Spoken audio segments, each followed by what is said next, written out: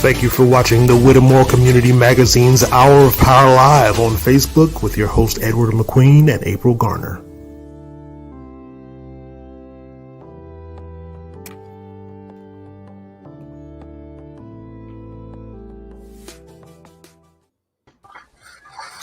Good afternoon. Welcome to the Whittemore Community Magazine Live, streaming Hour of Power, our continued radio program. I'm your host, Ed McQueen, of course, co-host April Garner, and you can see all of our guests there today. We're talking about history. If you've seen our promotion, but we're going to get right to it. Usually we would send out our condolences, our well wishes to all of our sick and shut in. I really think we should do it on an abbreviated basis. So we start right over there in Allentown, Ana, Marion, Bucksport, by the way, Bucksport, Hemingway, Hemingway, Long, South Carolina, Myrtle Beach, South Myrtle Beach. You want to help me out, Sister April? Yeah, Brother Edward, we have Bucksport in the house. I know that's why.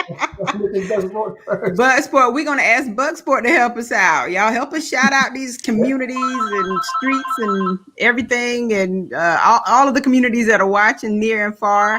We have a Little River, Big River. Oh yeah, Big River. Yeah, Green Sea, Longs, Yep. Logan, Bucksville. Yeah, absolutely. Sandersville. Yeah. Don't forget Somerville. Right, Merle's Inlet. Come on, Brother Edward. We got him. Whose phone's ringing? Somebody's trying to get somebody.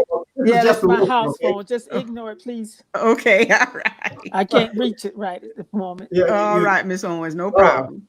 When Miss Owens says she can't reach it, she means she can't reach it. She can't reach it. That's right.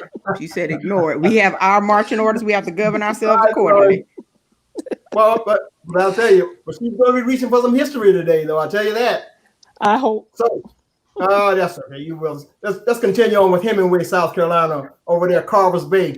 Do you say Choppy? Okay, this is worldwide, so to the rest of the world, we send out our condolences to everybody and loved ones that you've lost since we've broadcasted before.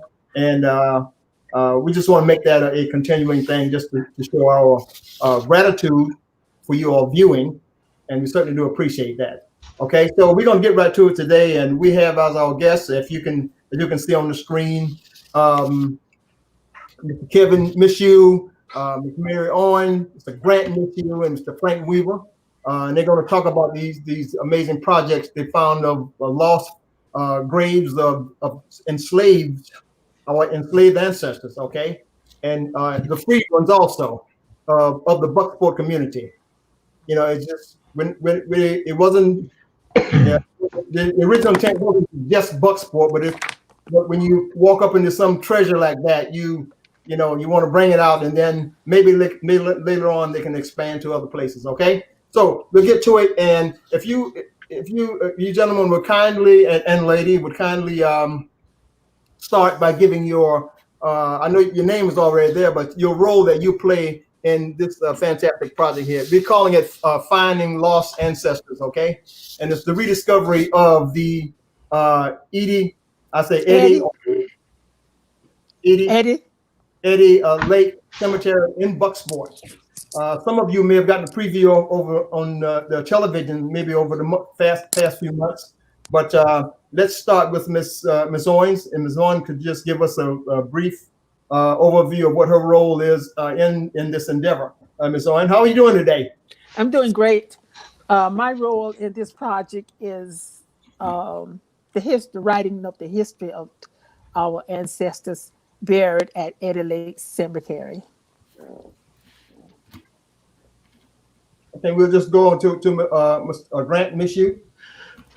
Yes, I was brought in, and I do the genealogy background as well as the the size of the cemetery, the parameters of the cemetery, because just the stones is not the actual cemetery. There are many, many more sunken graves or unmarked graves, and basically deciphering all of the background information, cross-referencing people to determine family and all these different things.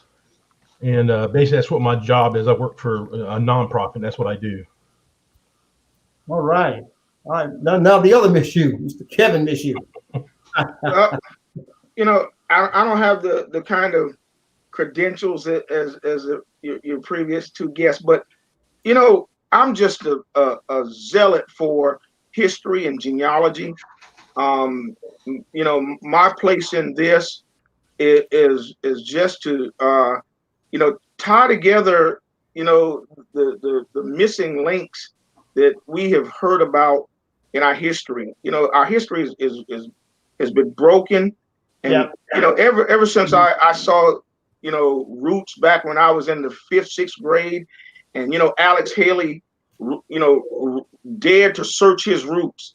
Man, it was the most, you know, fascinating and insightful thing that I've ever seen, and ever since then, I had the same desire and aspiration to see, you know, our roots here in the Horry County area tied together. So I'm a worker bee for these two, and be willing to do anything to see that come together.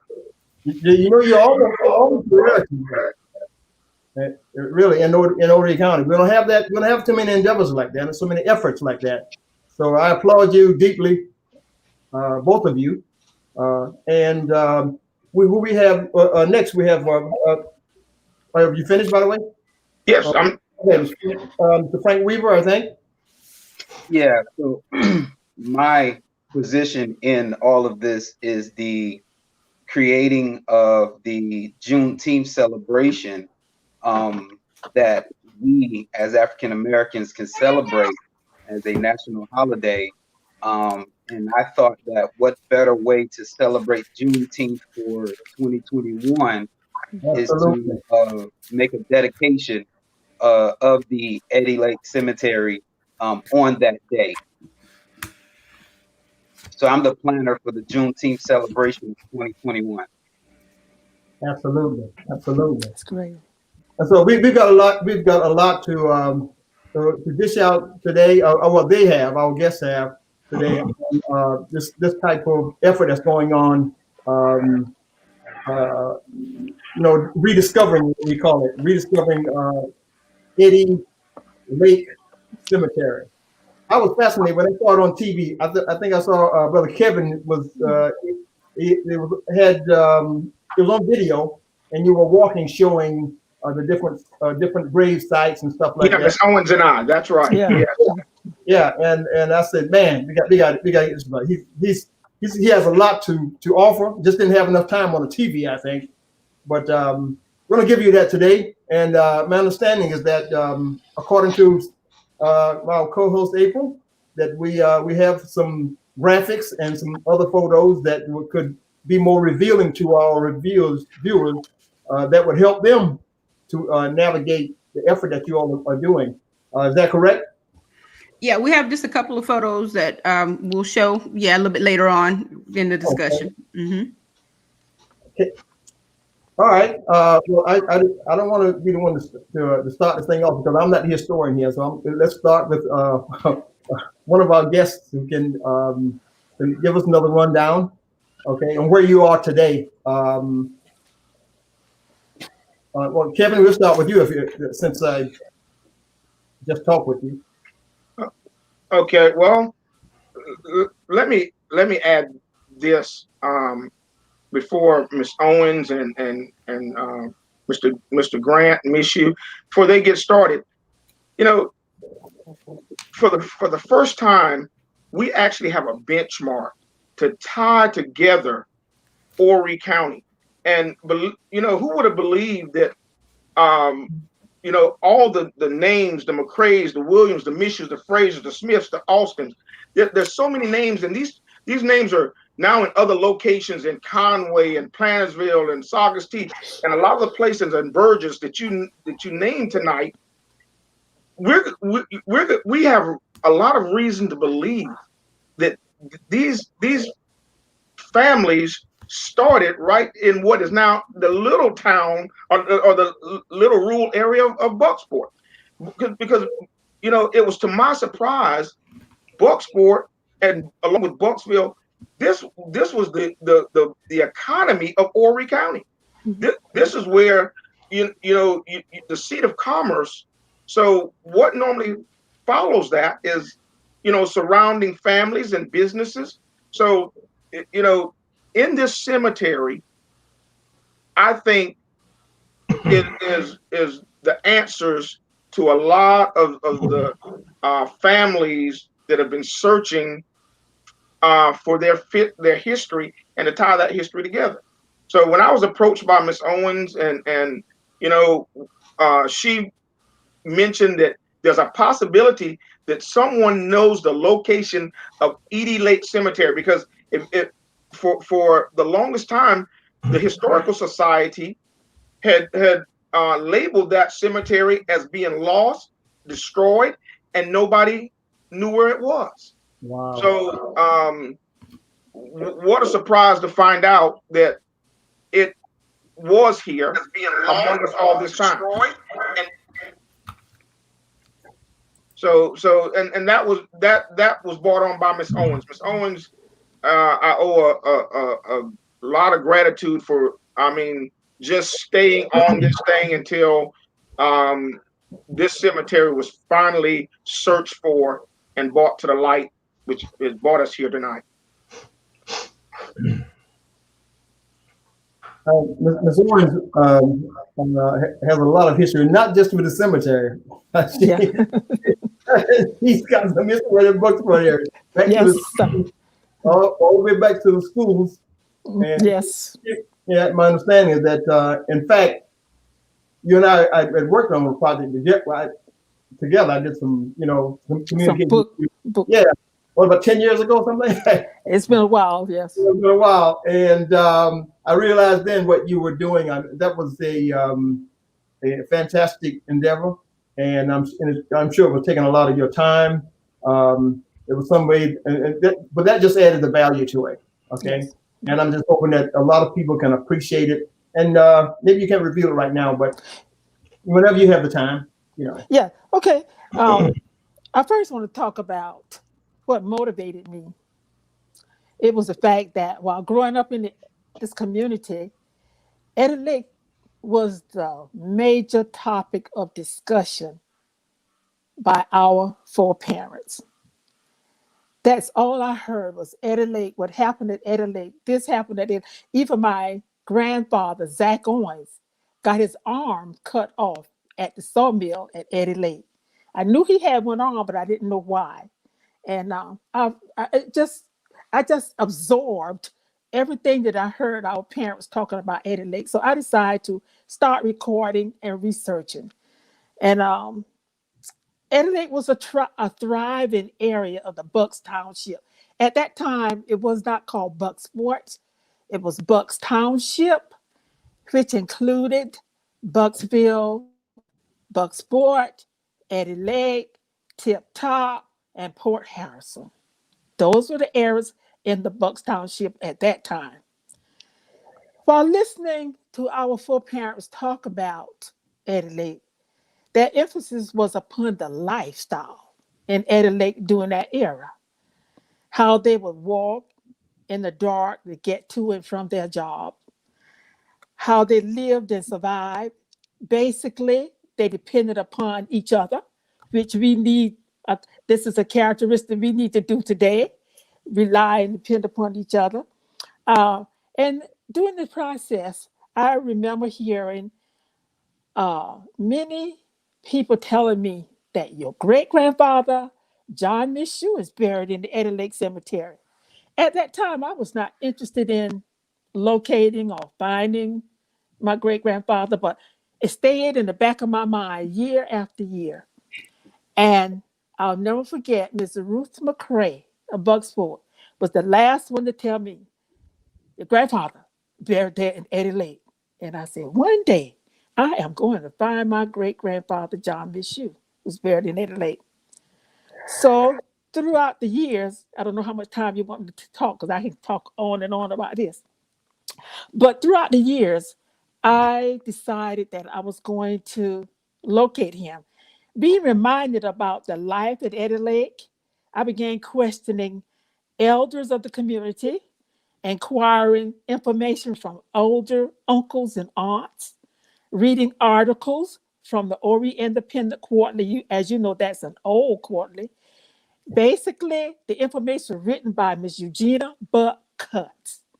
And all of this prompted me into doing more research and collecting information about Eddy Lake in hopes of finding more information about the cemetery as well as about my great-grandfather, John Mishoe.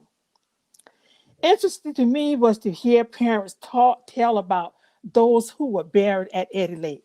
I do not remember the exact names, but anyway, I do know that there were many buried there. Haven't heard much about my great-grandfather. I knew that one day I would find his gravesite. During the 80s, while visiting Grand Strand Treatment Plant, I was told about the cemetery on the property by some of Grand Strand workers. At that time, I was not interested because I had about 80-some youth of the community attending the Grand Strand water site to see what was going on down there, see if they understood the water system, the water treatment system. And so I told the workers that one day I'm going to come back and I would love for you to take me to the cemetery. I do not know which cemetery they were referring to at that time because I discovered another cemetery which was at the end of Port Harrison Road. I guess it's called Big Bull Road now. And so I did not know anything about the cemetery that was discovered recently in November of 2019. Miss Jennifer Hunt and I decided to ride down to Grand Strand Treatment Plant. And as we were riding there, we met two of the workers again on four-wheelers. And we said to them, we were looking for this particular cemetery. They said, I really emphasized the fact that I was looking for a black cemetery. And the response to me was, I don't know what color it is, but I know where a cemetery is. So I said, okay, we'll follow you. And so we did. From there, I contacted Ms. Joanne Giles, and she contacted her son. And they became interested immediately. And to my surprise and to my appreciation, I gratefully thank Kevin Mishoe for taking on the job and engineering everything that's going on. Because I had no idea how we were going to do it, but I knew that something was going to be done because immediately putting my foot on that cemetery, I felt connected. And I said to myself, I know something is going to be done about reserving, restoring, and registering this cemetery. I can go on and on, but I think that's enough right now. Yeah, it was so digestive, for lack of a better word. Okay. That's all right, Ms. Owens. Thank you very much. Okay. What you want me to? I can show some of the pictures, Ms. Owens, at this time, some of the headstones that were discovered. And so I'm going to just transition for just a second. And then we can allow you to kind of talk through and the rest of the team what everyone is seeing here.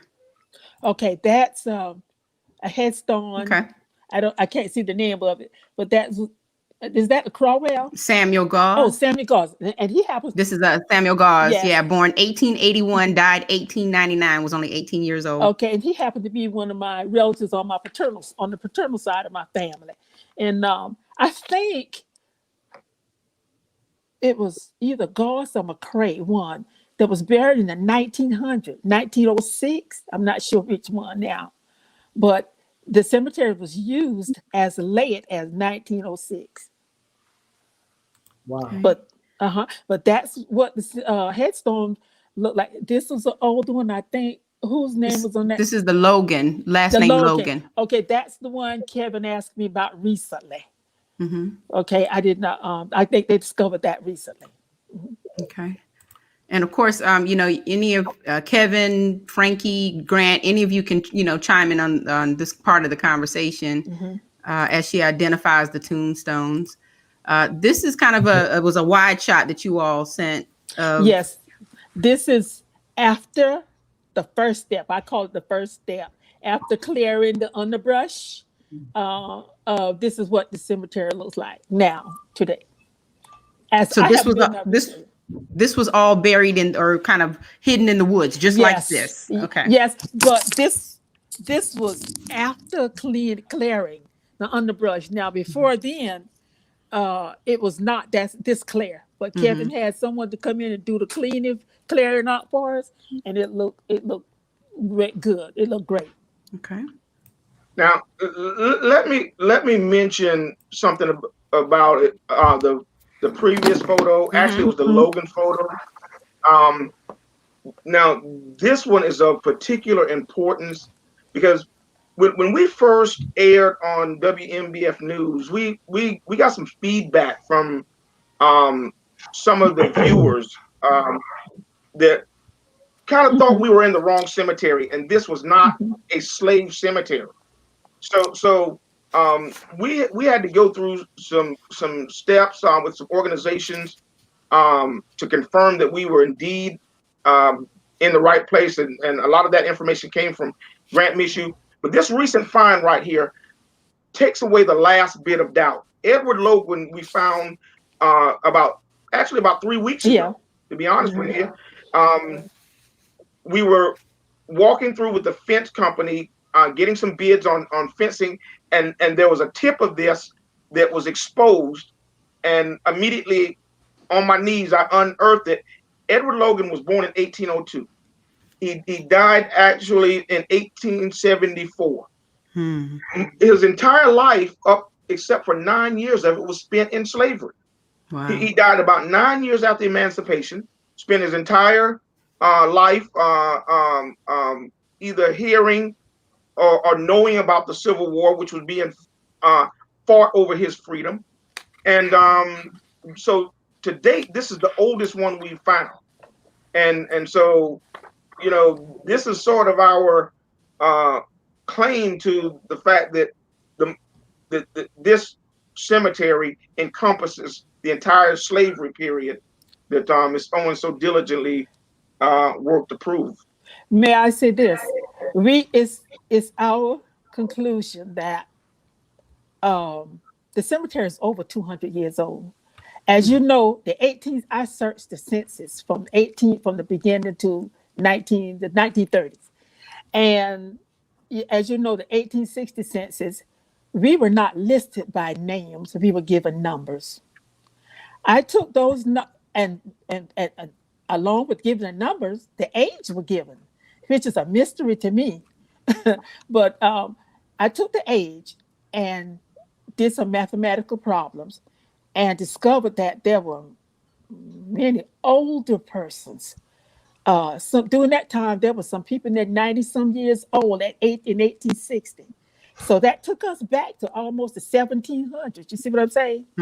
And so it's a definite that if this is not the slave grave, then I don't know. Okay. So Willie Crowell, what's the history behind that you know of behind this particular? The only thing I know about him, actually, his grave headstone was the first one we discovered upon walking into the cemetery. But later on, I did have a lady named Miss Davis. She was a Davis, but I can't remember her last name. She lives in Maryland, I think. She called and she said she was a relative of the Crowells. That's all I can tell you right now. She said that she would get back with me, giving me more information about it, but she talked highly of the Crowells during that time. Okay. But for what I can understand, the Crowells, as you know, back that time, we had a lot of mulattoes. And as I can understand, they were mulattoes. Okay. All right. Now, this particular tombstone, Bellamy is the last name. Mariah Bellamy. Mariah, okay. Mm-hmm. Grant, you want to speak to that? Yeah, I'll tell you what's interesting about this one here is looking through Miss Owens's book. There are certain parts of it that have slave owners and some of the names of the enslaved that they had purchased. Yes. And one of those fellas was named Bellamy. Mm-hmm. And he had a single purchase of Yes. a woman named Maria or Mariah. And the date that she was, the age and everything matches for the most part with this age here. But she died single. She never married, according to the census and everything. So I am pretty sure that this is the Maria Bellamy that was the enslaved woman on Mr. Bellamy's slave record in Miss Owens's book. I happened to see that while I was at Kevin's house, and it kind of floored me. We looked at it and like, wow, because we had just found it that day. Mm-hmm. And which just lends more credence, to the whole thing about the cemetery. Because, she was born in 1831, I guess it is, 1831. And so she died at the age of 75. So, and I do know she was single. I don't think she ever married, from my understanding. Do you know what's the writing at the bottom of the tombstone? Have you guys been able to figure that out? Is it just a scripture or something? Scripture of some sort. Okay. Or, we didn't have a chance to clean it really good. Mm-hmm. Okay. While we were there. And there's a reason for that, Mm-hmm. April. Yes. I didn't know this until we began speaking with some of the people of various agencies that contacted us and was interested in helping. But they said it was so important to handle these Yes. stones with care. Mm-hmm. Actually touching it with your fingers Yes. is detrimental to the breakdown of these tombstones. That's why you're seeing a lot of them. They're still have mud on them because they're special agents. And this is one of the appeals that we're going to be making to the community. It is a process, and it's a long process to keep from destroying historical value to these tombstones. So that's why you're seeing a lot of them still with the way they were found with mud, and it's hard to read because actually professionals are required to clean these headstones up. Okay. All right.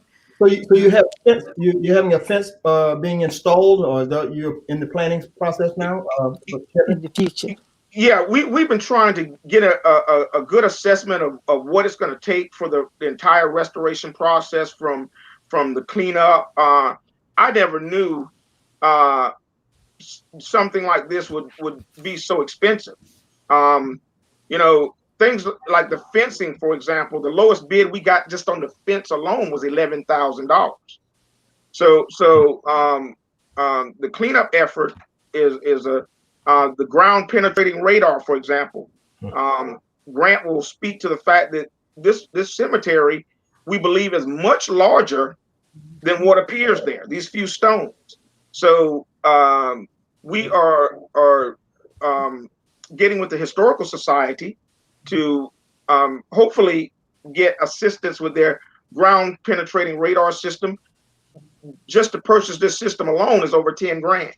So so we can talk expense all day, but that's the reason that we have been moving slow with this, because it's such a delicate process. Well, hopefully the viewers who are viewing this broadcast can get the word out much more, and see what kind of assistance that they can provide, or they know someone who can assist you all in reaching those kind of goals. Okay, what kind of acreage are we talking about, by the way? How big is it in terms of acreage?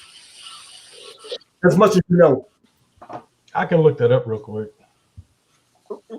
Right now, what we were able to see while Grant looks that up, we're looking at a 100 by 200 square foot. So whatever the square footage of that is, probably a little over what? Somebody do the math. I don't have a calculator with me, but it's about 200 feet deep and about 100 feet wide right now.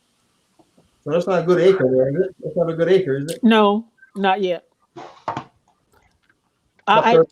Yeah. I believe that is larger because after Grand Strand Water Incorporation gave us permission to go in there, I walked the area thinking that this was the entire area, which there is a large canal ditch that's encircles the cemetery. And I was telling Kevin, I said, yeah, Kevin, they would not have put that canal around there going through a cemetery. So I believe that it's larger as well. Okay. And you know, so you just feel that, Kevin, like, unless I understood you wrong, you feel that it's bigger than what it is right now. Yes. Mm-hmm. Oh, absolutely, without a doubt. And the cleanup efforts that we're planning for August 22nd is just to give us a starting point. We're going to be clear awaying the debris. It's imperative that we get that portion done and move outward from there.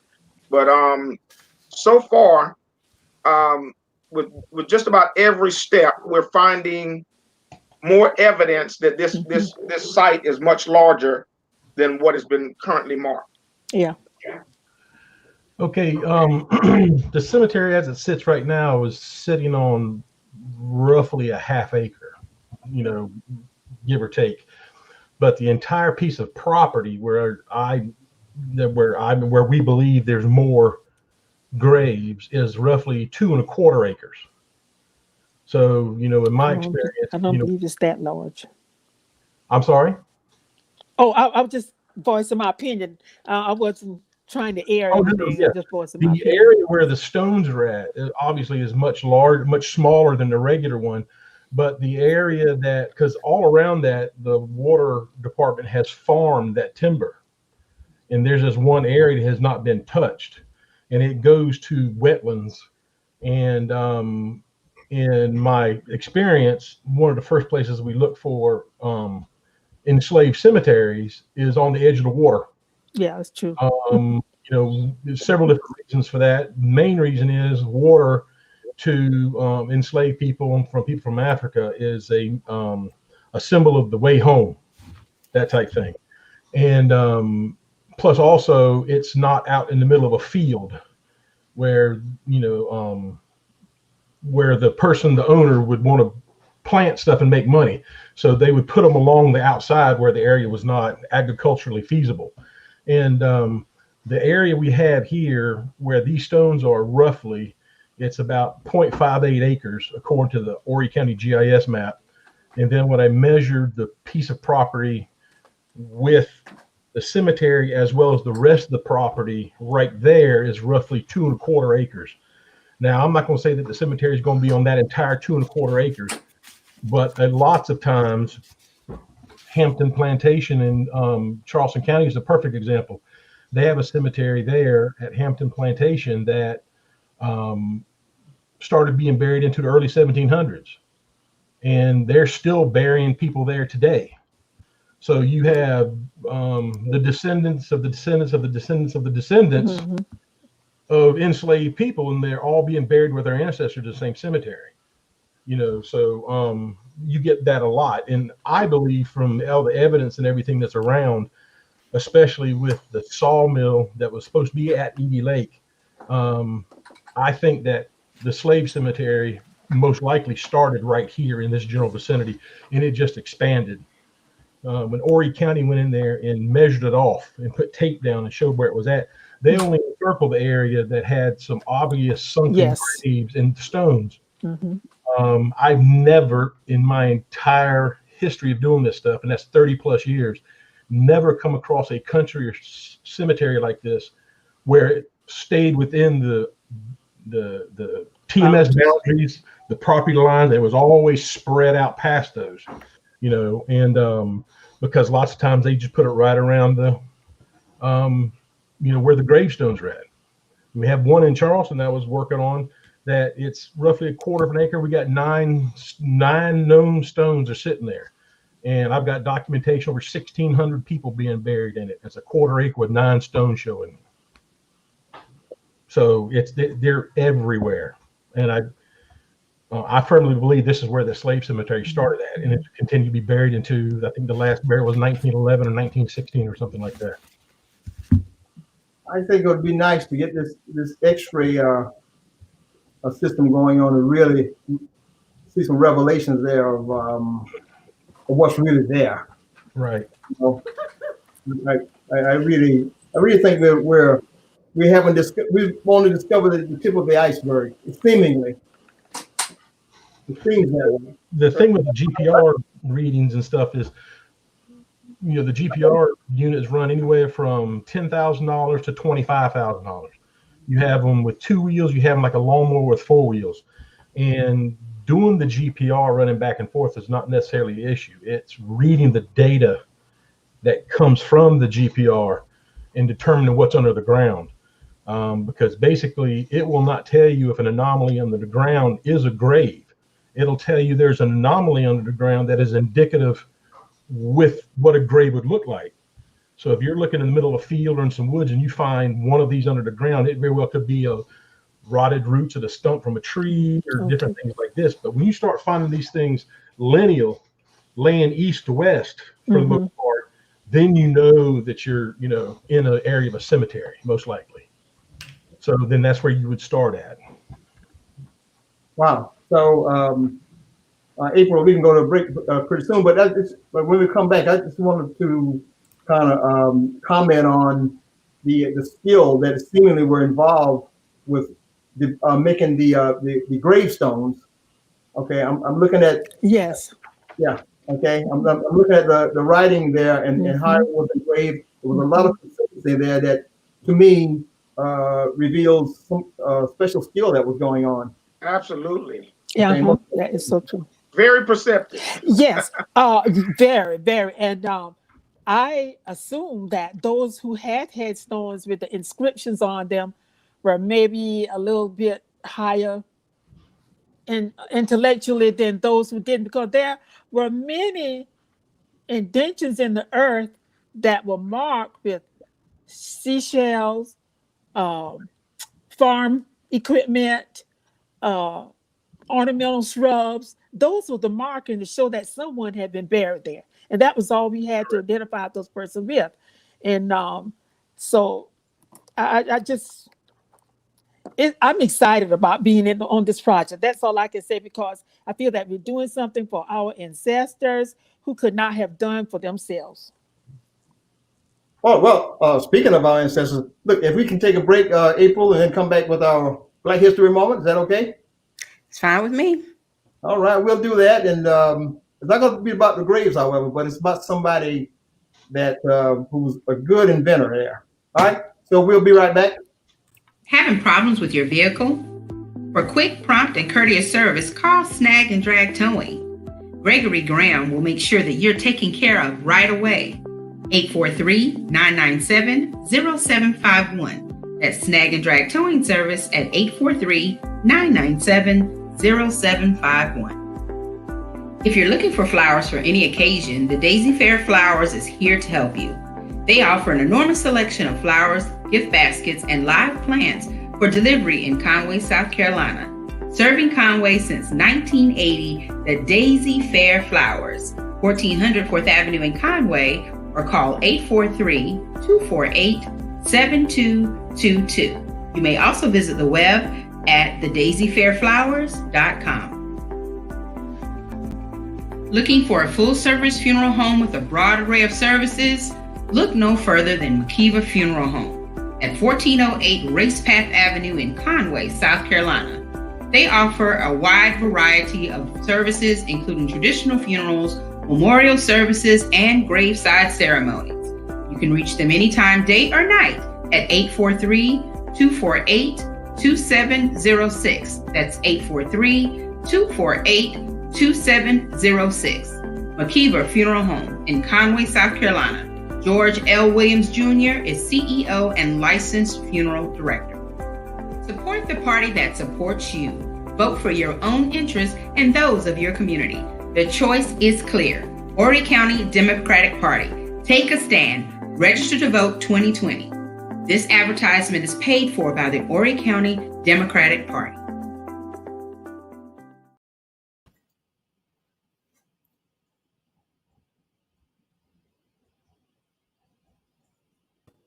We're back, Sister Joella. You can go into your Black History moment. Oh, thank you, Sister April. Can you hear me? Yes, ma'am. You're good to go. Mm-hmm. All right. Well, first of all, peace and greetings to all of us who are on this air today and our families. And we are just learning so much. I'm learning so much from your distinguished guests, historians, engineers, and all of the people who are doing the research on getting the information out to our people, and particularly about our ancestors. Now, as you can see, I'm wearing a mask. And I know that our esteemed Dr. McIver tells us every week on your show, Sister April, to wear a mask because of what is happening today in our society. Now I'm going to remove it because I'm in my house, but I just wanted to let our viewers know that wearing a mask is very, very important. But also, as you can see, a gentleman who is behind me was one of the inventors, one of our inventors, who developed not just one patented invention, but two. And one was the gas mask. His name was Garrett Augustus Morgan. And I would like to give our children, and well as the adults who are listening, a little bit of history about Garrett Augustus Morgan. First of all, he was a hardworking, his parents were enslaved, and they had to work very hard on their farm in Kentucky. Well, he went only to the 6th grade, but he was very important. He was very instrumental. Could you please put him back on? He was very instrumental in developing. He had an engineering mind, and he wanted to do something other than just work. He wanted to help his family.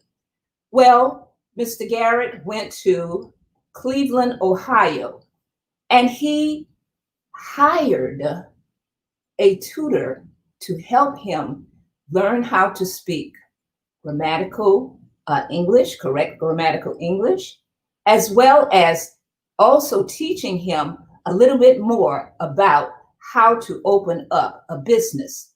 Now, this was an innate thing that he had all along. And one of the inventions he had, there were several, but one of the inventions that he had was the gas mask. So let me get into that a little bit more. When Mr. Morgan invented this, he was not able to get people to buy in, particularly firemen, different ones, because as you can see, they didn't understand the reason why he had to invent this. But over the years during his lifetime, he witnessed where firemen would go in to a burning building. Some would survive and some wouldn't. So Mr. Morgan decided to invent something. Well, it didn't go over quite well with him because he had to sell his invention, he had to sell his invention to the public, but they wouldn't allow him to do it. So he had to hire whites to be able to help him sell this. And he pretended that he was the sidekick. Because he had a Native American mother, and I guess his features were more aligned with hers, he used the name Big Chief Mason. And eventually, the companies bought in because they thought that it was the whites who had invented this. Well, one night in July 1960, the call was made because They were drilling a tunnel through Lake Erie, and the tunnel exploded. People who were going in to try to rescue these workers did not come out, nor were they able to bring out the miners. Well, that's when Garrett got up in the middle of the night, reportedly with only his pajamas bottom. And he and his brothers ran out to this tunnel. And by putting on this particular mask that you're seeing today, he was able to rescue many of the workers. And in fact, he did. They have a picture of him doing mouth-to-mouth resuscitation. That proved that his invention was worthwhile. And after that, he got it patented. Now, when you invent something and no one else has anything to do with it, the first line of business is to try to get it patented. And I would like to say that with all that he did, he was able to get it patented. And if my students were to go on, or parents were to go on the internet, you will be able to pull up, put his face back on down, you will be able to pull up his patent. And I would just like to read the status. This was back in 1914. The status was, he put the application in on September the 21st, 1912. And it says, to whom it may concern, be it known that I, Garrett A. Morgan, a citizen of the United States and a resident of Cleveland in the county of Kawau and state of Ohio, have invented certain new and useful improvements in breathing devices, of which I hereby declare the following to be a full, clear, and exact description of such apparatus. After going through many years, he received the patent number US 1090936A, and the status is for a lifetime. So anyone else who comes along and says that he or she has developed or invented this particular mask that you saw earlier will have to go through the patent office to be able to get that clarification and also to get the approval. So I say this to you. We are experiencing the past today. When you see the police officers wearing gas masks, when you see now that we're in a pandemic and people are asking you, doctors, scientists are asking you to wear a mask, practice social distancing, as well as keep your hands clean, then we know that we can appreciate from the work that Garrett Morgan did about how a mask can protect us. Thank you so much, and I'm enjoying the information about the ancestry. May God continue to bless us all. Thank you. For all of your insurance needs, home, auto, and life, see how it feels to be on a #1 team with Tony McAfee of State Farm Insurance. Call Tony at 843-903-7800 or visit him at 3888 Renee Drive in Myrtle Beach. Like a good neighbor, State Farm is there. Looking to start a new career? Train to work in Myrtle Beach. Class is starting soon. Free to eligible participants. Short-term, 3 weeks or less in hospitality, culinary, electrical, plumbing, and more at Horry Georgetown Technical College. There's more. Continuing education at 843-477-2020. Horry Georgetown Technical College, where there's more. Enjoy soul food the way your mama made it. You'll be surrounded by some of the best food in Horry County and affordable prices. Blue plate specials, senior plates, and more. Daily specials at Big Mike's Soul Food. Big Mike's Soul Food is located at 504 16th Avenue in Myrtle Beach. Call your order in at 843-712-2048 or visit BigMikeSoulFood.net to find out about the latest specials. Big Mike Soul Food the way your mama made it. Treating conditions from A to Z. Schedule an appointment today. Ask about acceptable insurance coverage at Waccamaw Primary Care, 660 Singleton Ridge Road, Conway, South Carolina. Dr. Winston D. McIver Jr., a trusted and reputable source in Horry County and beyond, has all you need for family practice and sports medicine. Call 843-234-4362 to schedule your appointment today. Waccamaw Primary Care, 660 Singleton Ridge Road, Suite A, Conway, South Carolina. 843-234-4362. Whoa, we're back. We're back. All right. We're back. So, what happened to our co-host with April? Okay, well, we'll just continue on, okay? Can everybody is online? Can you hear? Yeah. With that being said, if you don't mind, can I open up with something? Because I may not get the chance to say this before we're off the air. Yeah. But this is a very important discovery and find for Horry County, and the process that we're in right now. This is phase 2, and this is why this is so important to us as African Americans, because once we pull back the debris and begin to resurrect these headstones, the way they were buried, the dates on them, that's what's going to begin to tell our historical story. That's what's going to begin to fill in the missing links. And it's so important for us. You know, a prime example, you know, Miss Owens told me a little bit about, we saw one area that had a conch shell just laying on top of the ground. Mm-hmm. And she told me that there was a reason that conch shell was there, and that was some of the burial rituals.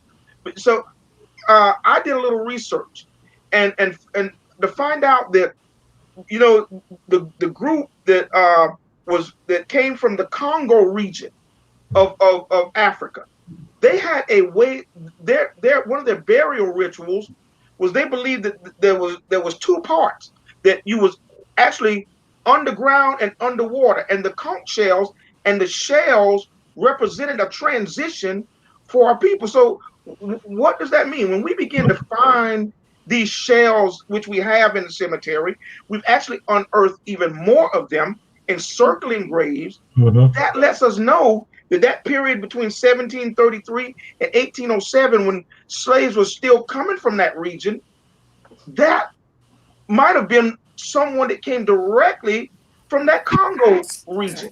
So it gives those little tidbits give our historians, you know, areas to work in and research in and find out more information. So that is important in getting this debris cleaned up, getting the stones upright, and reading the dates and seeing the way that they were buried. Ms. Owens mentioned some of them were buried with pots and pans. All of these things have significant meaning, a meaning that tells a story. So as we unearth this, then the story becomes clearer to us down the line. That they are our ancestors. Right. Absolutely. Yeah. Absolutely. Yeah, I think, Kevin, that reflects back to the discovered history of the Egyptians, where they had valuables buried with them. Right. Okay, and Egypt is part of Africa. Okay, so and they had so that all that stuff, you know, emanated from, I guess, from that culture. So I can go along with that part. Before we left a few minutes ago, we talked about the skills that were involved in developing those headstones, the quality of it, that how it appeared to me anyway. Mm-hmm. And you know, let me just say that someone mentioned earlier that Bucksport was was the cluster of the economy for Horry County. Is that correct? Well, I can say this. I think Kevin said that, but I do know that Bucksville, also owned by the Bucks family, Right. was the utopia town for Horry County.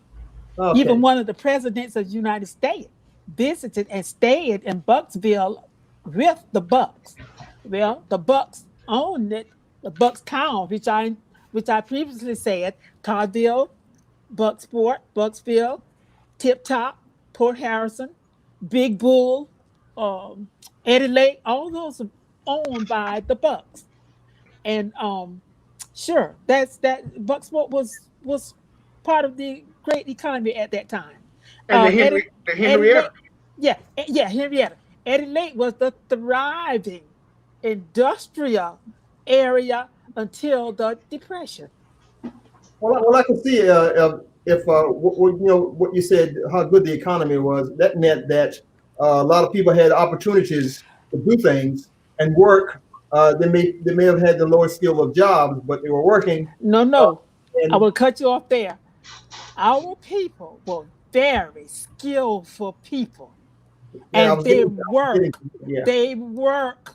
They did not walk the streets. They worked and took care of their family. It's obvious in the reports that you read. They were skilled, and they had the Davises. I think his name was Nimrod Davis. He had one of the highest engineering jobs for the Bucks on the boats, on the ships that were being made. Wow. Well, I bet you got a lot more stuff at home. Hoarding around there. I can't wait with more revelations there. Mr. Weaver, we haven't heard from you.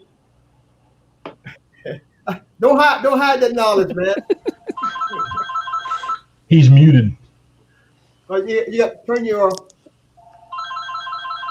I think I'm muted. I'm gonna cut that off. Okay. So I haven't been on the historical side of finding these graves. I've been more on the planning side of the celebration of African American history. Go ahead. And when I first heard, or the story broke, on finding the slave graves in Bucksport, the first thing that came to mind, and I'm old enough to remember where people would say, "Can anything good come out of Bucksport?" And I can really say that we have found the good that has come out of Bucksport. There's no other way to celebrate our ancestors who were slaves than to have a celebration of our freedom on June 19th, which we know as Juneteenth. And so with me planning the Juneteenth celebration for June 19th, 2021, as well as hopefully having the graveyard to be the day of dedication as well, it just gives me great joy. And to know that, we see, once again, as many graves that were found, our ancestors were enslaved. One did not spend no more than 9 years of freedom. I'm able to celebrate that freedom that he did not have. And so I can allow myself to celebrate freedom, allow him to celebrate freedom through me. Absolutely. Wow. So I'm looking forward, man, to with this Juneteenth. See what you're gonna have cleared off, and coming up with improved discoveries. Okay. And that's Brother Edward, that's where we need everybody's help and support, because it is a process to get there, and we want to get there and be on time for the next Juneteenth celebration. But there's a lot of work to be done between now and then. And want to mention something that it goes right along with the volunteering. We need everyone, no matter how insignificant you think your contribution may be. If you can only work 15 minutes to clean up a spot, that's 15 minutes worth of work that's going towards getting to our celebration point. We had a unique situation that came out of this that I want to mention right quick.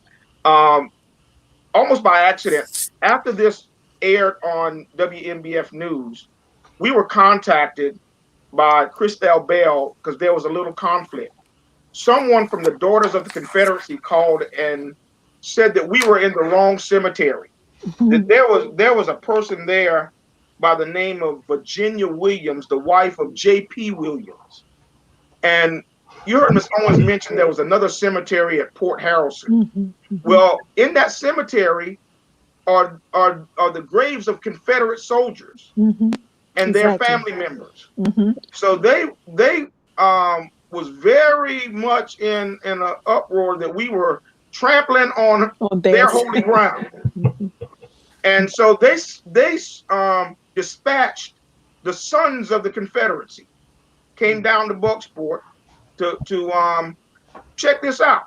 And come to find out, I knew this gentleman. I'd gone to school with him.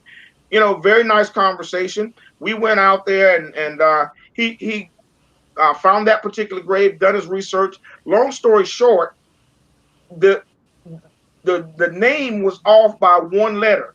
Instead of this person being the wife of J.P. Williams, she was the wife of J.A. Williams. See, because slaves took a lot of their last names, you find names that were so much similar. Exactly. And so it was just off by one letter. But here's what arose out of that I want to really talk about. After this was said and done, the time it elapsed and we got all this straightened out. He called me sometime later because, see, what the Sons of the Confederacy do their responsibility, along with doing Civil War reenactments, they're responsible for historical cemeteries. They go into cemeteries, clean them up, repair headstones that have been broken, fallen over, put them back upright, and make this thing as back to its original foundation as possible.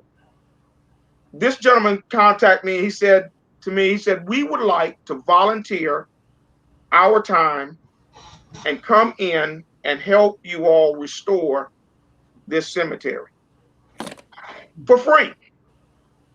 Now, I know that might, it might not set well with some people because we have a lot going on right now with Black Lives Matters and statues and that sort of thing. But, it reminded me of something, April, that Martin Luther King said that in his dream, in the Red Hills of Georgia, that one day the sons of former slave owners and the sons of former slaves will sit down at the table of brotherhood. Now, is this an opportunity for us? We dare to take that chance, but I just want people to know that there are people that are seeing the history and maybe wanting to make amends for some things that were done in the past. Exactly. So with that being said, I want us to be strongly represented by our community, to show that we too are just as much interested. Now, if people are really, I think there was some people that was wanting to donate or get involved. They need to go to AFTBOB. That's AFT, Association for the Betterment of Bucksport. The initials AFTBOB.org. Okay, and click on ways to get involved page. There's a ways to get involved page. Just click on that. And if you want to donate towards Juneteenth, the celebration, or if you want to donate towards getting rakes and blowers or food or anything for the cleanup, please go there and participate with us in this effort. Is that what we got at the bottom of the screen there, Kevin? AFTBOB? AFT, that's right, Yeah. .org. .org. Association for the Betterment of Bucksport.org is what that acronym is for. Well, you're beaming out all the qualities of Bucksport. Bucksport used to be the capital of Conway, but Sugar Hill That's took right.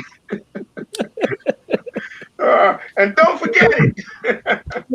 Sugar Hill took it over.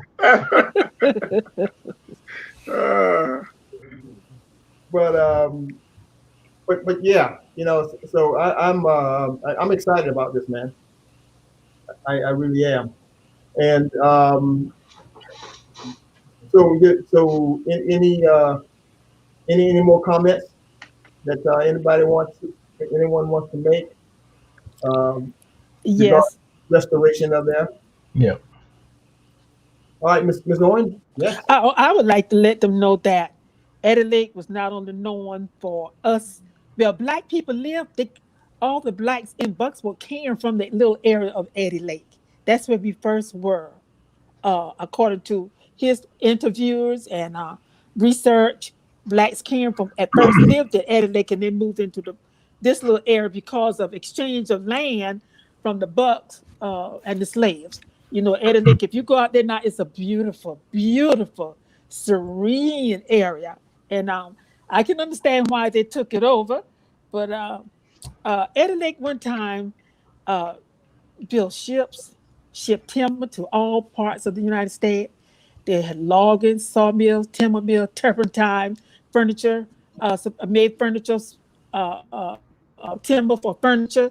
They did so much at Eddy Lake until our Black ancestors were proud to be a part of Eddy Lake. And that was where they're born and raised, at Eddy Lake. And that's all they talked about during my era of growing up was Eddy Lake. That's all I heard, Eddy Lake, Eddy Lake. And then the Bucksville. And I want to say this. You people live in Conway. If you do some research, you find out you came from Bucksville. Your ancestors came from Bucksport, Bucksville. If you don't believe it, search some of the names of the Bucks. Bucks had the greatest number of slaves during that time. I searched this, and I talked to Rev Fault the other day. I said, Rev Fault, do you know that so and so? He said, my people came from Bladenboro, and your people came from Bucksville. That's what I said to him. The Beatties, McQueen. As a matter of fact, one of my uncles' father married a McQueen. And I'm sure there's not but one McQueen. But then, let's put it all together. We don't know who we are. We really don't. We do not know who we are. Because we were property. And then when we moved from one owner to the other, we took on that owner's name. Yeah. So we don't know who we are. No, we really don't. We really don't. We really don't. And that's true. He deceased now, but our county councilman used to say things like that. He used to Frazier. Our deceased county councilman, Mr. James Frazier. Yes, he was good at that. He knew his history. It's a fact. Yeah. It's a fact. As a matter of fact, he was one of the ones that moved a lot of pottery from the Eddy Lake Cemetery. I understand after discovering it that he had a lot of pottery that was removed from the Eddy Lake Cemetery that was used as markers for our ancestors. Wow.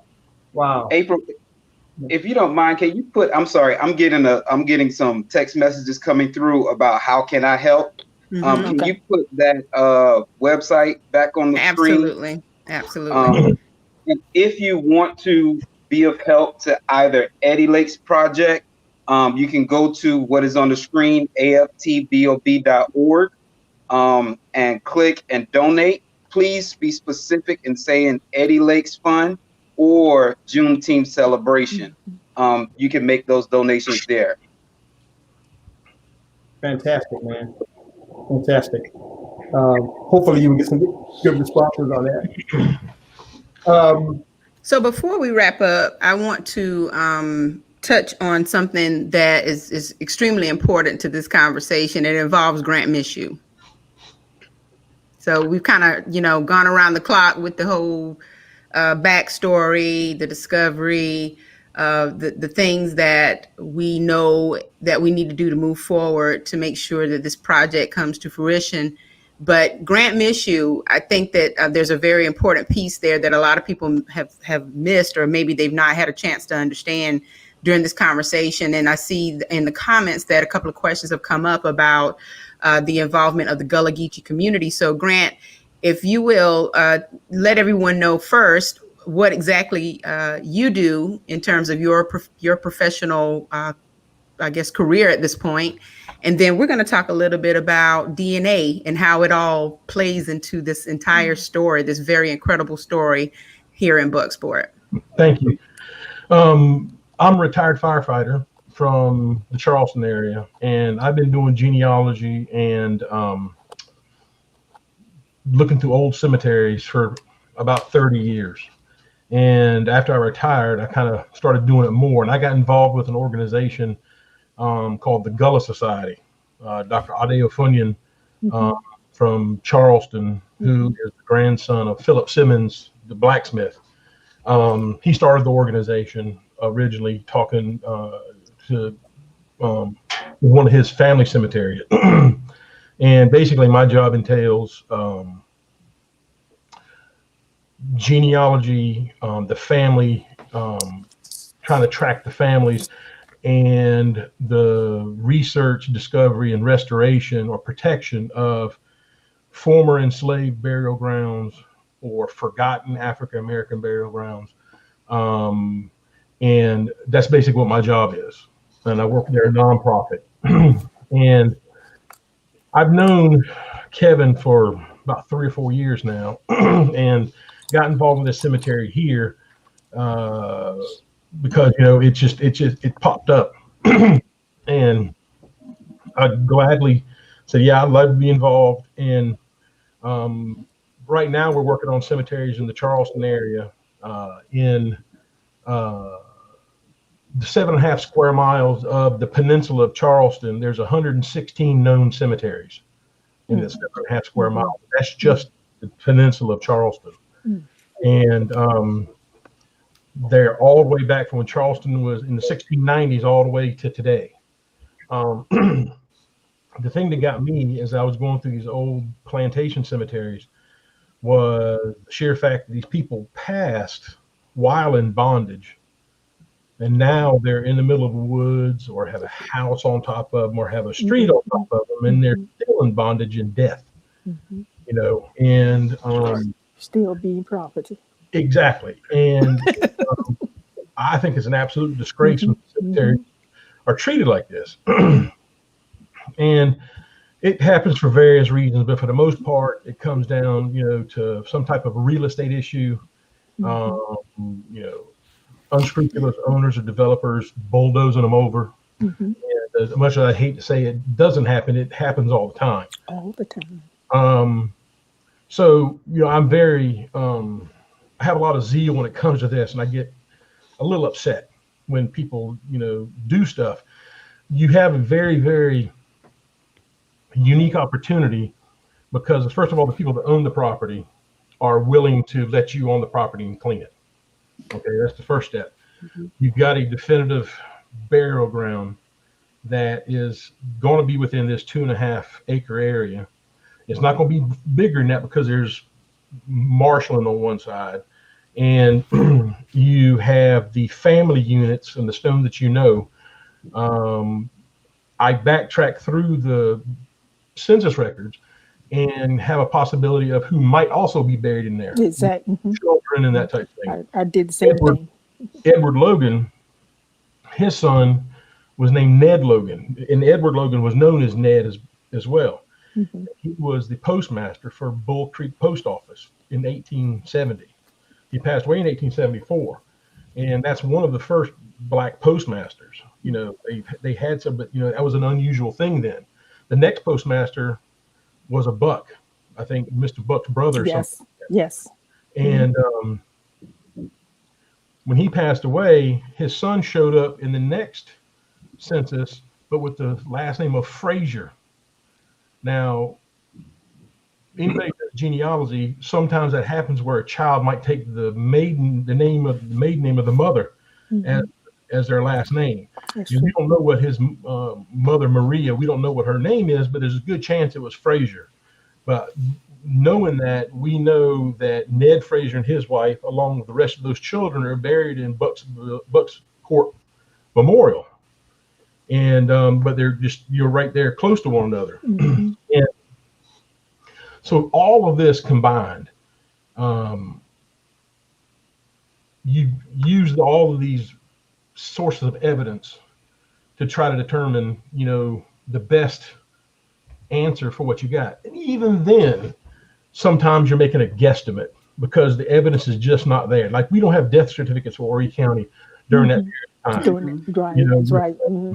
The people that are buried in there. Mm-hmm. You go to Charleston, and I get death certificates from 1819 and 1968, but none of the outlying counties in the early time. Mm-hmm. And so that makes it a little difficult. You have the Freedman Bank records, different things like that you can track. Mm-hmm.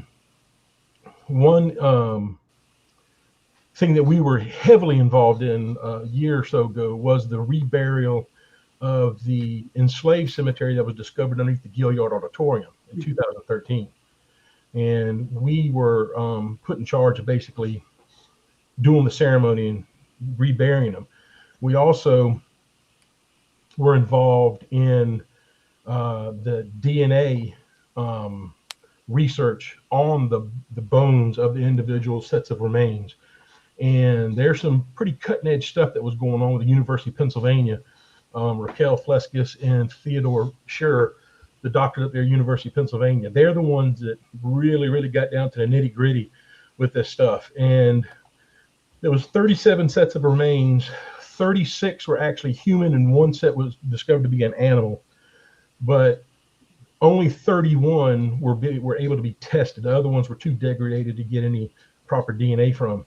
But through that research, we were able to determine the areas in which these people that came from Africa, where they were from for the most part. Now, we can test the strontium radiation level in the bones to determine where the person came from, where they were born geographically in the world, because of the different levels of that radiation in your bone level. So we're also able to tell if they had been in the colonies for less than 5 years, or if they've been in the colonies for more than 5 years. And with some of the evidence that was on some of the remains, there was one young lady that had her teeth were filed in a certain way. That was indicative of one or two different tribes in the general vicinity. So it's little evidence like that you could get. Also, we had several, I did a slave ship database from basically 1730s to 1810, and have a database of all the slave ships that came into Charleston that purchased people in Africa that came through the Middle Passage. So you take all this different evidence, and then let's say we had several ships, not a lot, but several ships came from the East Africa side, from Mozambique. And taking that into account, if they come up with this footprint or fingerprint of their DNA that they came from this region, and out of the 890 something ships in that period of time, you only had 5 that came from that area. And then they were spread over a period of time, and this person's age was estimated. It was estimated to be in the area of 2 of these ships. Then you just found most likely 2 of the ships that may have transported from Mozambique. So it's so fascinating.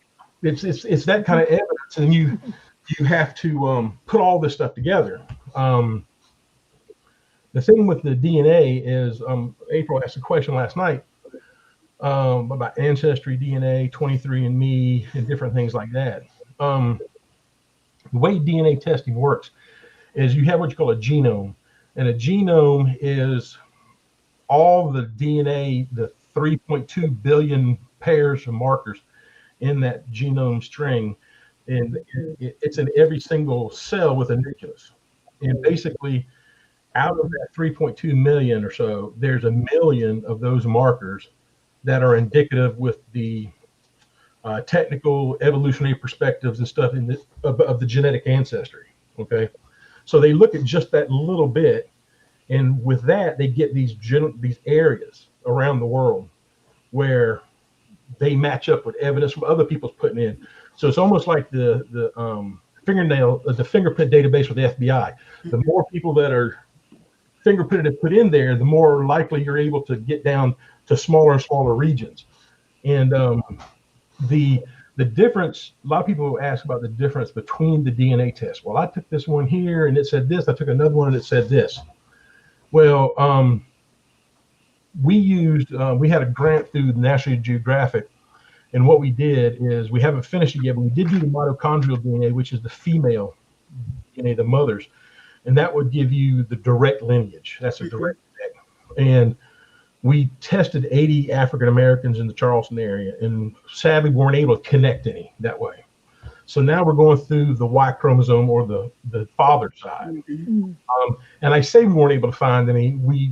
I was just told today that we have looked over the information together, and it seems that we have found a mother-daughter that is in the burials. It's going to take some more testing, but there's a good chance we have a mother-daughter connection. And what it is out of these million or so markers, the Genochip 2.0, which is the test that National Geographic did, they'll look at 750,000 so markers here. And then Ancestry might look at the other 250,000 plus some of these right here. And it ends up giving you some different regions, but they're kind of like when I had my DNA done, I had 27% Scandinavian. But the Scandinavian that I had came into my DNA, my genetic stream, came from the lower Outer Hebrides Islands in Scotland, where the Vikings had come around and taken over some Scottish islands and ran them for 4 or 5 generations. That's where my family came from. So, I'd have to go back even farther. But, the DNA works on kind of an 8-generation cycle. After 8 generations, it kind of gets really watered out, and it's harder to determine anything past that.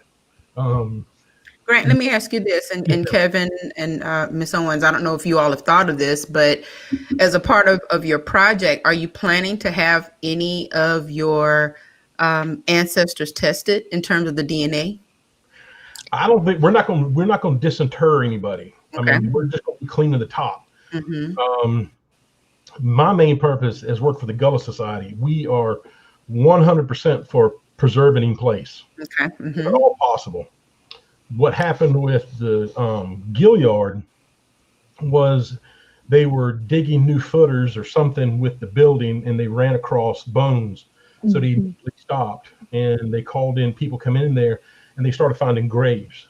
And they dug these remains up, but they only removed the remains that were being affected by the building, the new building. There's a lot more graveyard underneath there still. Right. But after we did the testing and everything, we used very small amounts of bone matter, mostly inner ear bone, which is the densest bone of the body. And whatever was not used, I take small amounts, tiny amounts.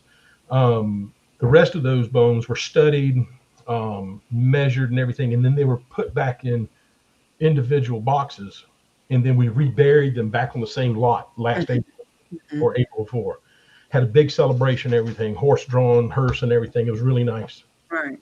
And so we put them back in the area from which they came. Sometimes you do roads or do buildings or whatever, find them, and then they'll have to remove the bodies, remove the remains, and then move them to another cemetery, that type thing. And there are companies that do that.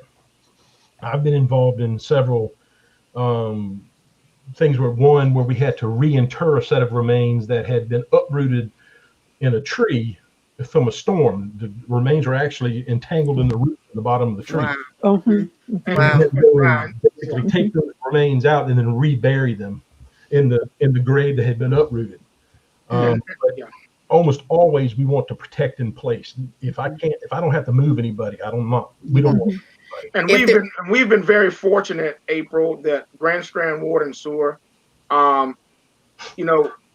cordoned off the perimeters of this particular grave site, and we have a area that's pretty much undisturbed until our efforts to remove the debris has started. So that gives us a much better starting place than some of the places that Grant has had to start after construction has started over a cemetery. Now, one of the things we'll do is we'll go into a cemetery or graveyard, burial ground, and I'll use a metal detector to go around and check the ground. And we're not looking to take anything from the cemetery. What we're looking is for evidence and the ground for graves. One that is one big mark for African American cemeteries is the little metal plate sometimes they put on a grave with anticipation of putting a gravestone there later. And that's been like that for years. And in the woods, those things get covered up, but you can take a metal detector and find those. You can identify an unmarked grave or a sunken grave by finding that plate. And you also talked about how they buried the dead and they used coins on top of their eyes. The metal detectors. One of the young boy that was buried at Anson Street actually had coins where his eyes would have been on a skull. And they were able to date the coins to get an idea. I think they were early 1700s. From the testing and everything, we were able to determine that the graves are between 1750-ish to 1790-ish in that general vicinity.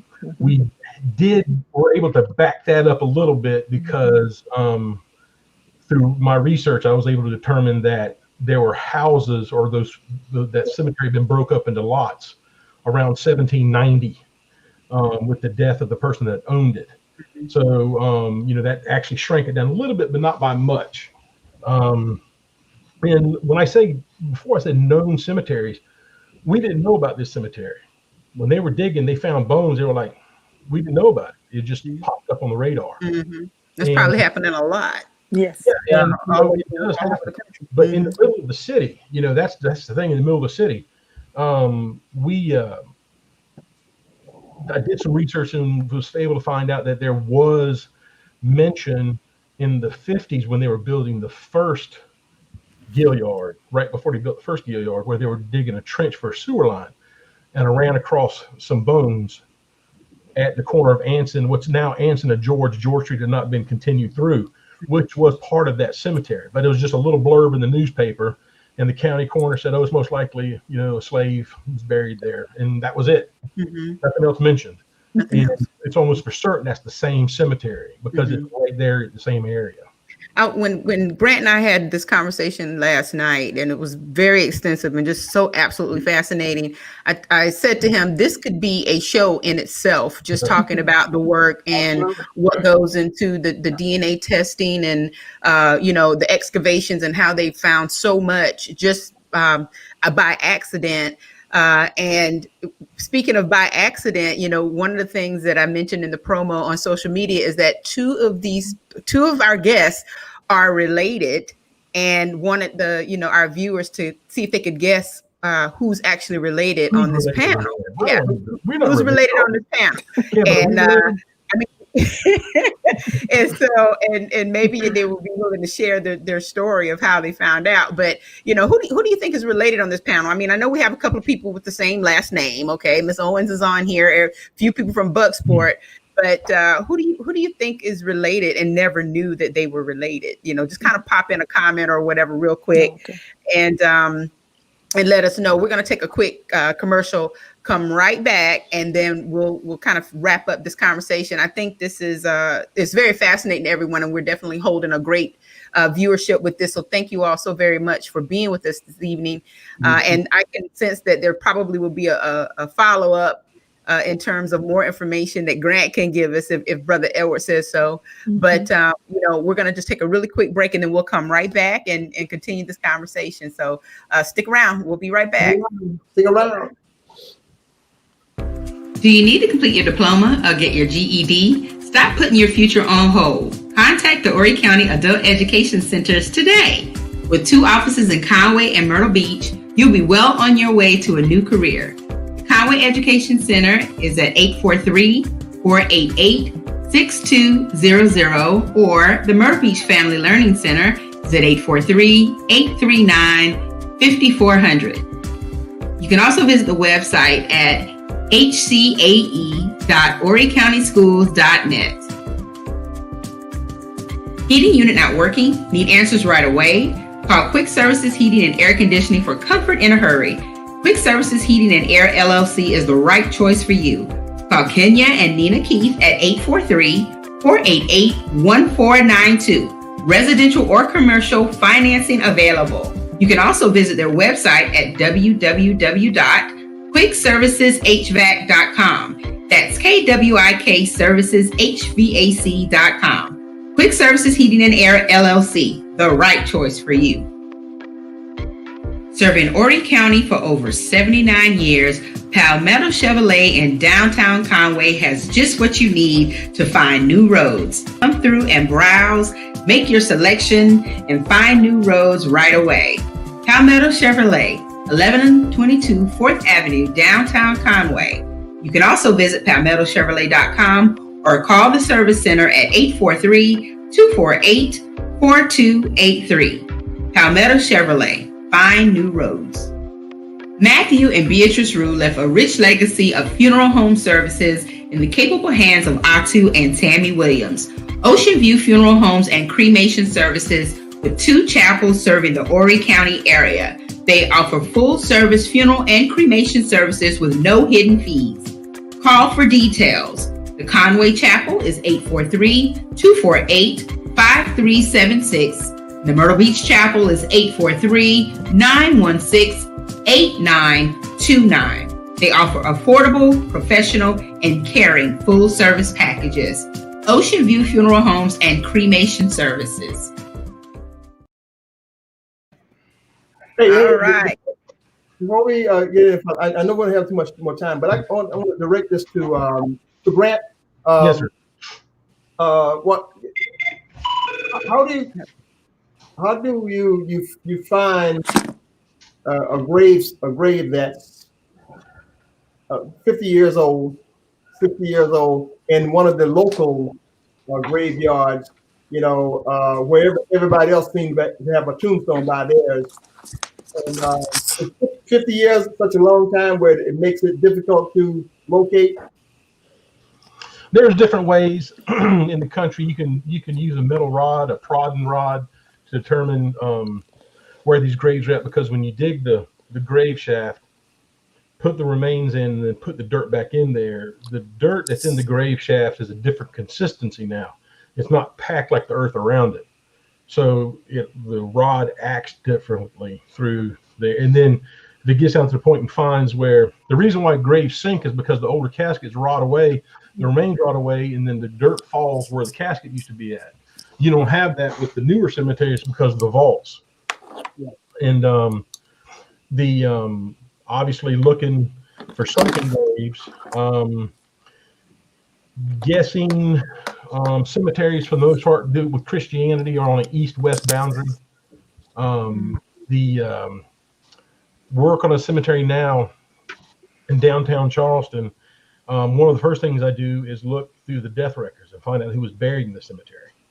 And then I try to find as much information about those people family-wise. So the cemetery we're talking about now has got houses on it. There's an open area in the back where there were gravestones, and sometime a while back, some of the gravestones were used to pave a sidewalk in the back of the house.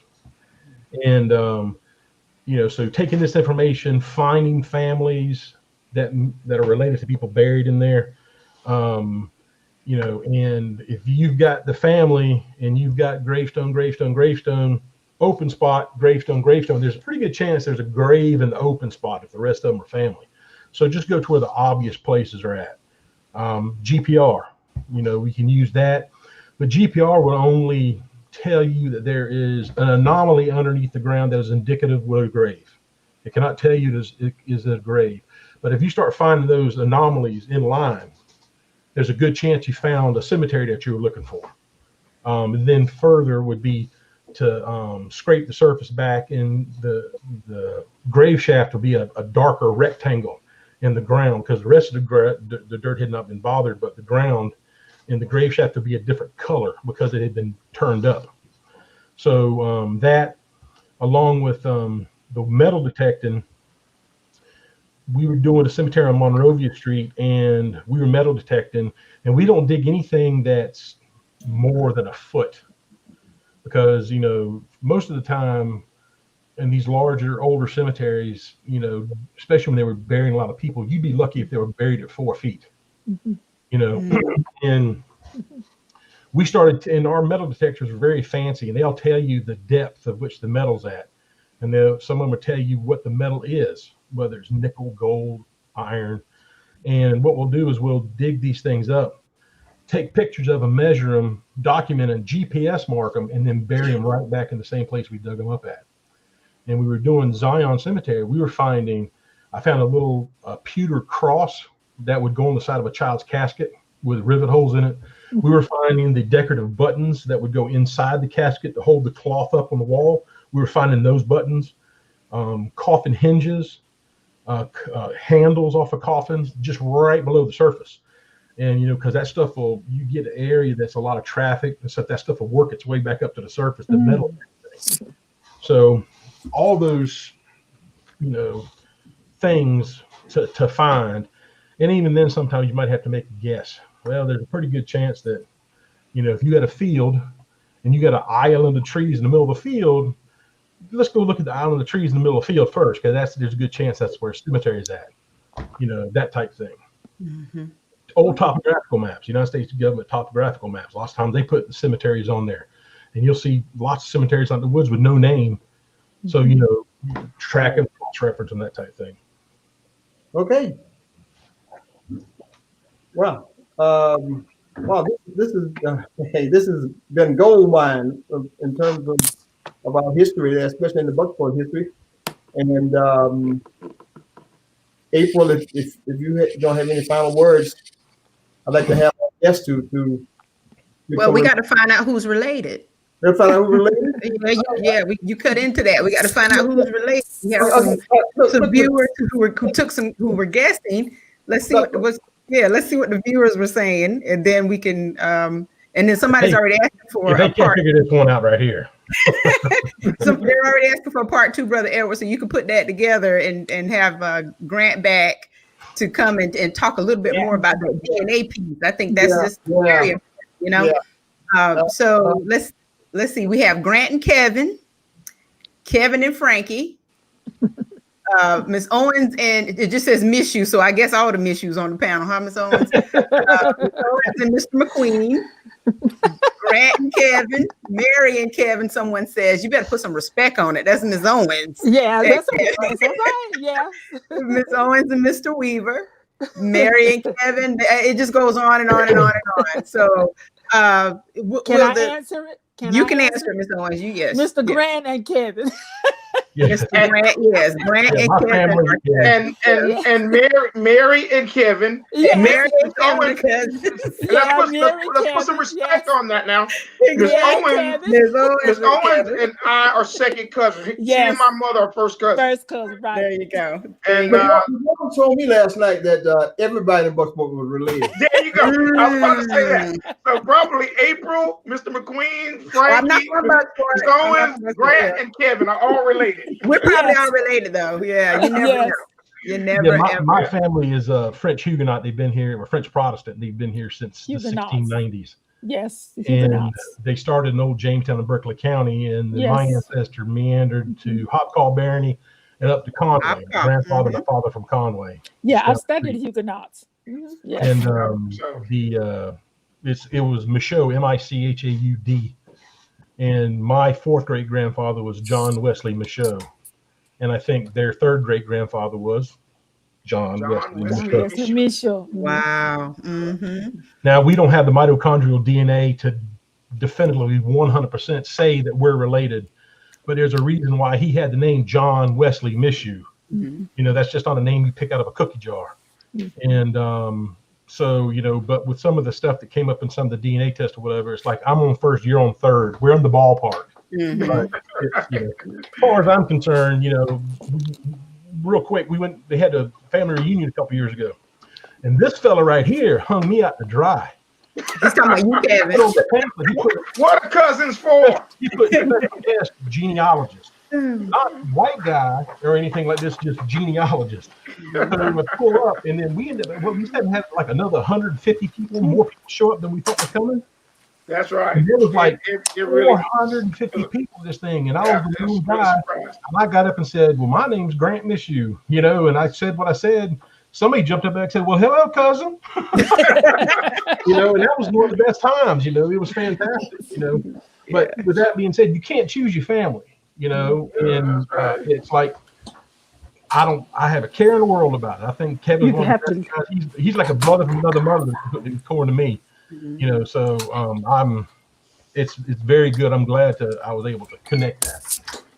So am I, Grant. That's awesome. That's absolutely awesome. Well, like I said, this topic has been completely intriguing, and so much more that we can draw from it. You know, I think it's important what you all are doing with this particular project, and I'm sure there's going to be some more amazing discoveries along the way. So Ms. Owens, Kevin Mishoe, also Frankie, the work you're doing to create a Juneteenth celebration around the dedication, that is going to be incredible. You have some other people who are working with you on that? Are there some other individuals in the community? Okay. Yeah. Who are they?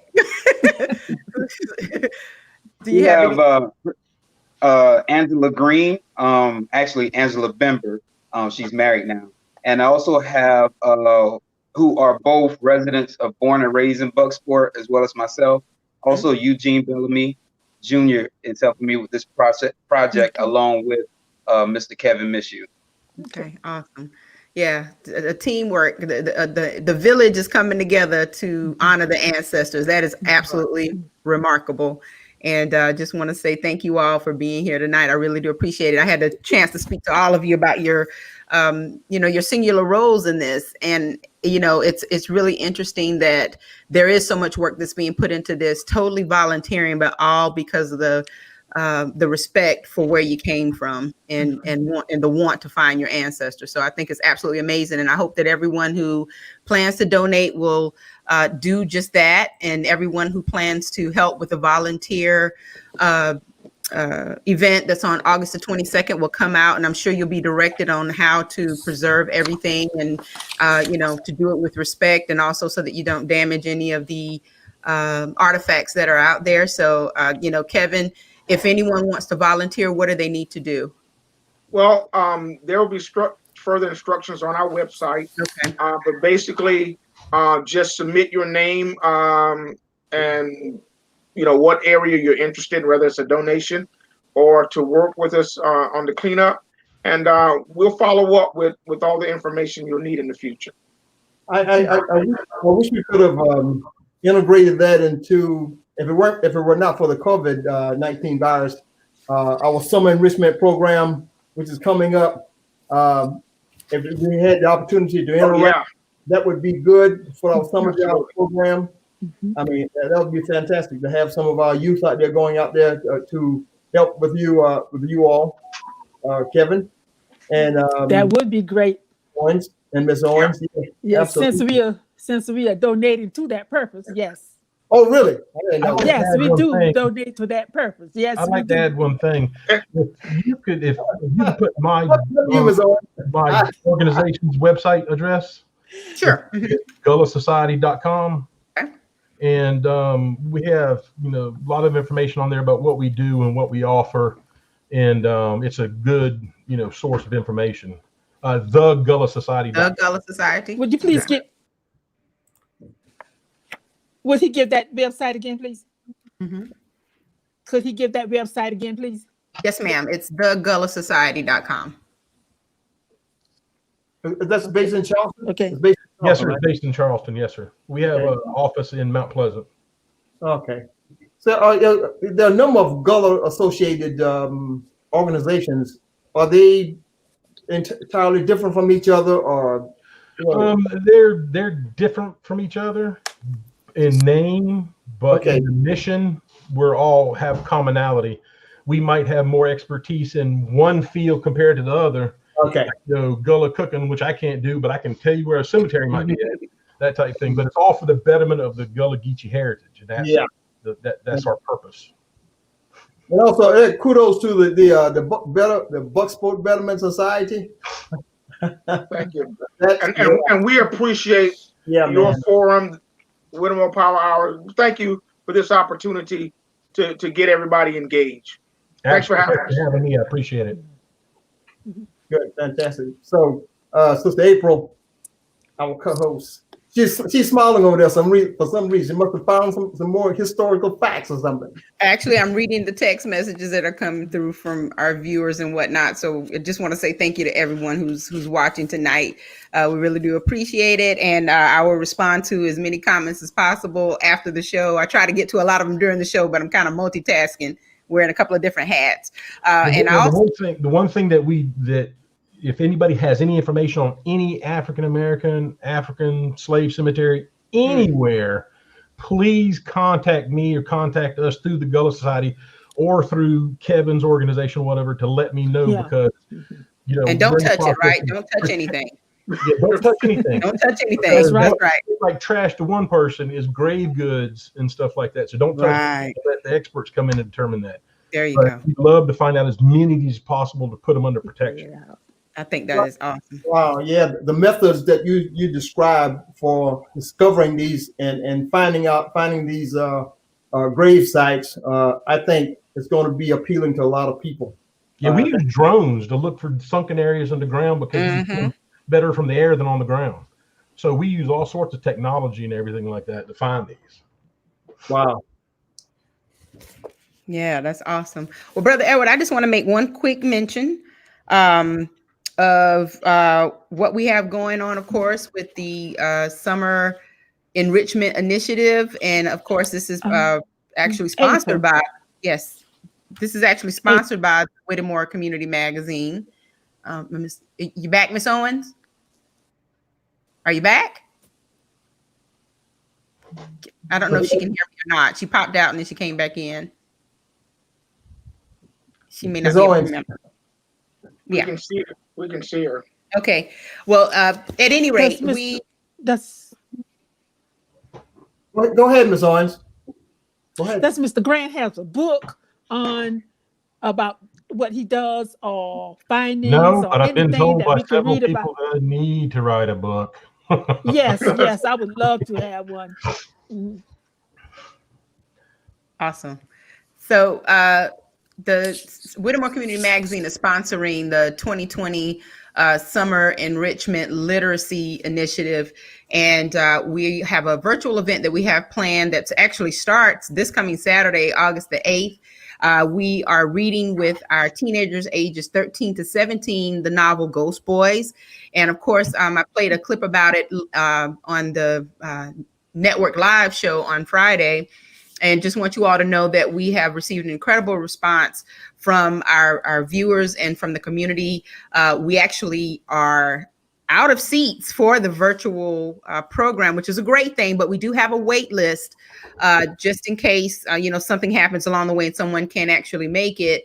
If you have signed up, you've been placed on a wait list and you will be contacted if we can add more seats to the program this coming Saturday. But we are reading this novel by Joel Parker Rhodes, and it's about a 12-year-old boy named Jerome who is killed at the hands of the police when they think that he's brandishing a gun, which happens to be a toy gun. And of course, it mirrors the Tamar Rice story in a lot of ways. But Jerome becomes a ghost and he meets the ghost of Emmett Till and becomes one of the Ghost Boys. And so the Ghost Boys have a mission to try and impart and instill empathy in people to understand what happened to them, why they were killed, and why they have to change this dynamic in society. And they do it by befriending the daughter of the police officer who killed Jerome in this story. So it's a really quick read. I received my book on Saturday. Actually, it was Friday, I believe it was, and was able to read this book in probably under an hour. And I think it's going to be a great discussion for our young people, especially considering the things that have happened during this time when we've been quarantined, there was the George Floyd situation, and this book definitely addresses a lot of the themes that are in that particular, or that are about that particular situation. So we're going to have a wonderful program. The teens will be responsible for reading this book and joining the discussions. There's some activities that they'll need to complete. And at the end of the program, which will last for 4 Saturdays in August, every Saturday just about in August, they will receive a certificate of completion and also a monetary award that is going to be, of course, again, it's all sponsored by the Whittemore Community Magazine, and we appreciate all of the donations that have come in thus far to support this program. So if you want to donate to the program, please visit our website, which is wcmagazine.net. You can visit the website and send us some information. You can also send in checks to Brother Edward, the Whittemore Community Magazine. Don't make them payable to him. You can make them payable to, well, do they make them payable to you or the Whittemore Community Magazine? The Whittemore Community Magazine. Right. And will you please give them at the bottom put, just say in summer enrichment or summer jobs or whatever. Whatever, yeah, summer enrichment, summer jobs, whatever you want to call it. We know that it's going to the literacy initiative for this summer because we do not have a summer jobs program, and so this is our way of actually, keeping the momentum going in light of the fact that we do not have a summer jobs program. We're introducing something to the young people that will keep them occupied and engaged. And then there are some other components that we'll introduce a little bit later. Hopefully COVID will allow us to return to the regular summer jobs program next year. So Brother Edward, if you'll give them the address of where they can send checks, that would be wonderful. You can send it to, and please, you can also have Ms. Jenna Falk's name it there at the Whittemore Community Magazine, P.O. Box 2391, Conway, South Carolina 29528. Let me see if I can put that up quickly for you.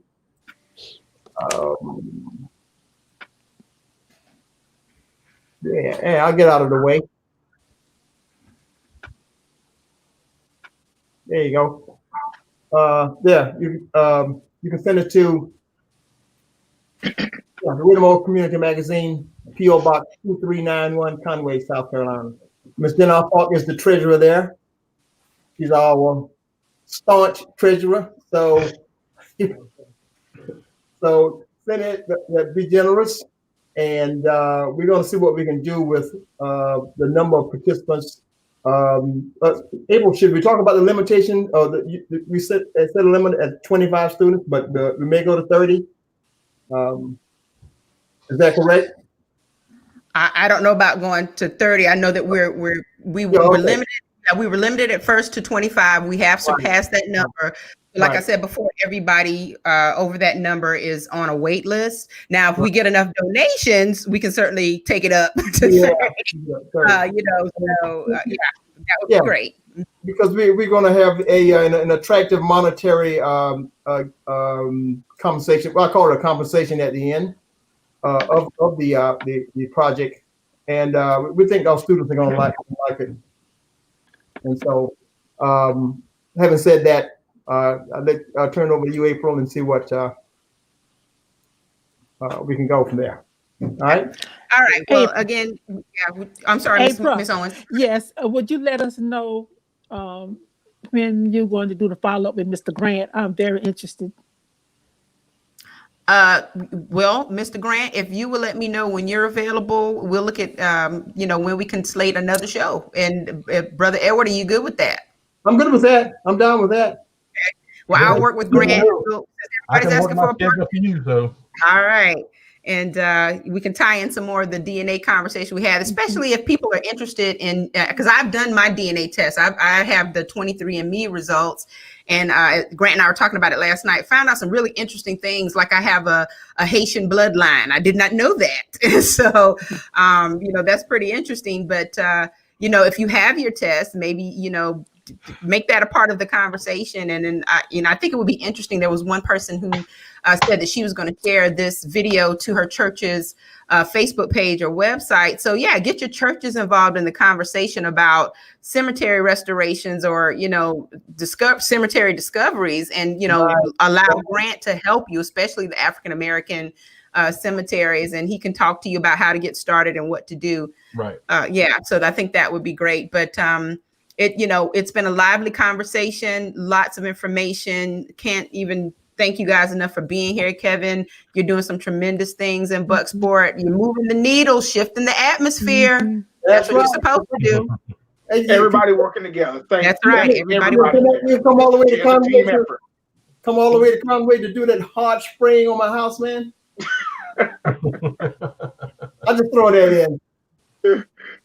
All right, we'll talk about your corporation next week. Yes, sir. Absolutely. Right. We'll do that. Okay. Right. So everyone be safe. I guess Hurricane ECIS. How do you say it? Isaiah.